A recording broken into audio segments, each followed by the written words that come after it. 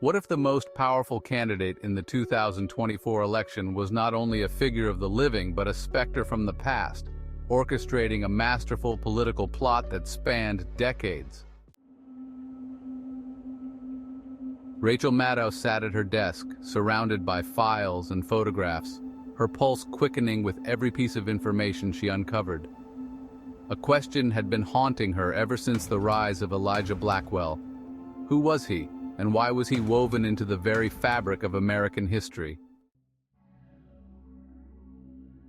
Blackwell's emergence had been swift and startling. In just a few months, he had eclipsed seasoned politicians like Donald Trump and Kamala Harris, captivating the nation with his charisma and grand promises. But the deeper Rachel dug, the more unsettled she became. Every attempt to trace Blackwell's origins led her to dead ends. What sinister force was behind his rise? Like, share and subscribe. We've got more on the chaos surrounding the 2024 election. As Election Day loomed closer, an unsettling undercurrent gripped Washington. Rachel felt the tension crackle in the air like static electricity. Blackwell's rallies drew crowds in the thousands, held at historic sites such as the Lincoln Memorial. But his supporters? Weird. The strange glow in their eyes unnerved her, echoing the ghostly phrase that kept surfacing in her mind. "I see dead people voting." Rachel watched in awe as Elijah Blackwell stood before the roaring crowd at the Lincoln Memorial, his voice commanding, a magnetic presence that captivated everyone in attendance. With every word, the tension in the air seemed to dissolve into a collective sense of purpose. "We are not here simply to witness history," he declared. "We are here to make history." His words rang with a familiar rhythm. "Ask not what your country can do for you. Ask what you can do for your country," he declared, invoking the spirit of a speech once given by a president long gone. The audience erupted in applause, but there was something deeper in his tone, something that stirred the souls of those listening, as if the ideals of an era they had thought lost were being revived right before their eyes. "Together we will forge a future where the dreams of the many are greater than the ambitions of the few. We must act now, because history will not wait for us." A smirk spread across his face as he glanced at the massive crowd. "Now, I know there's been some talk about rally sizes lately," he began, pausing to let the laughter ripple through the crowd. "In fact, just yesterday, I heard someone, let's just say someone with a bad orangey tan, mention that his rallies are bigger than Martin Luther King Jr. The audience was in stitches, already catching on to the playful jab. "Well," Elijah continued, "I'm not here to compete with crowd sizes, because I'm too busy competing for the future of this country." The crowd roared in approval. As he raised his hand in a quiet, confident salute, the crowd stood mesmerized. This wasn't a speech. It was a call to action, one that seemed to transcend the present and invoke a dream that had never quite died. Rachel had stumbled upon something terrifying. Reports surfacing from grassroots activists claiming to have witnessed irregularities at polling stations reminiscent of the documentary. The whispers of ballot trafficking and voter manipulation seemed to echo Blackwell's very existence. As she reviewed documents linking him to conspiracy theories, a horrifying thought crept in. What if he was summoning the spirits of the disenfranchised to cast their votes for him? In her quest for the truth, Rachel traveled to a small town in Massachusetts where she found an old newspaper featuring a photograph of a young Blackwell dated 1963. The article detailed how he had died in a car accident. The resemblance was uncanny, but this was no simple case of a historical figure being resurrected. This was a man who had transcended time, a specter whose legacy was woven into the very fabric of the nation.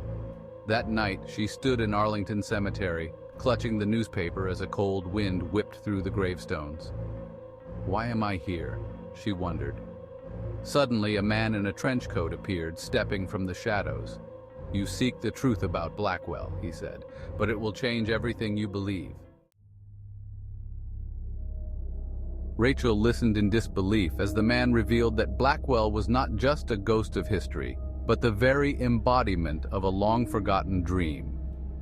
John F. Kennedy had returned, intent on completing the work he had started.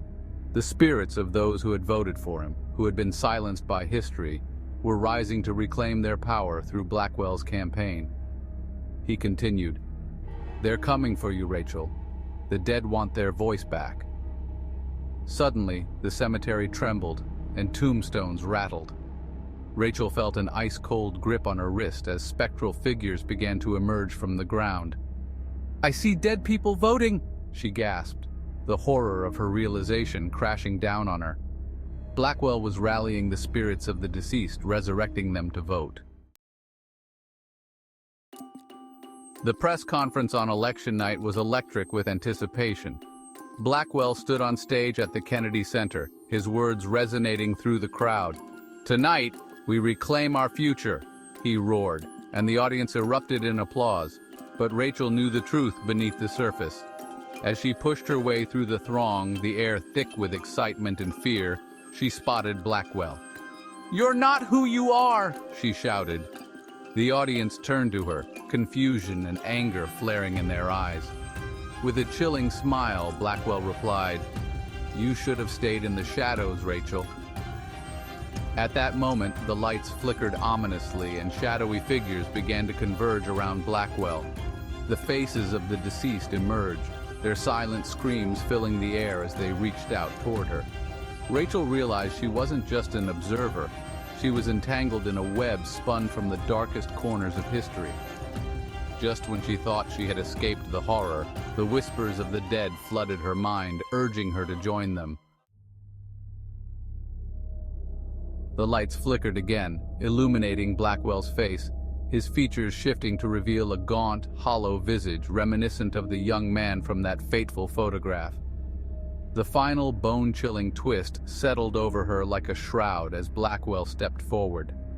"I am not merely a man of flesh and blood. I am the echo of a dream that was silenced. I am John F. Kennedy, and I have returned to reclaim what is mine." The crowd erupted in a mix of disbelief and exhilaration. Rachel's world spiraled into darkness as the truth engulfed her.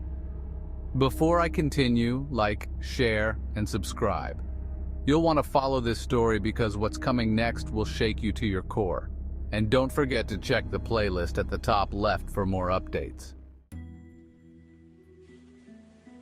As the camera focused on Blackwell, Rachel realized the dead had indeed risen to vote. But their purpose was far more sinister than anyone could imagine. The election was not just a contest of living souls, it was a battle for the very soul of the nation itself. With every passing hour, the mystery deepens. As the final votes near, the fate of the country teeters on the brink of something far more sinister. As the polls open, a chilling uncertainty hangs in the air. Will the voters choose their leader, or has the decision already been made by something far beyond their control? I await the answer with bated breath.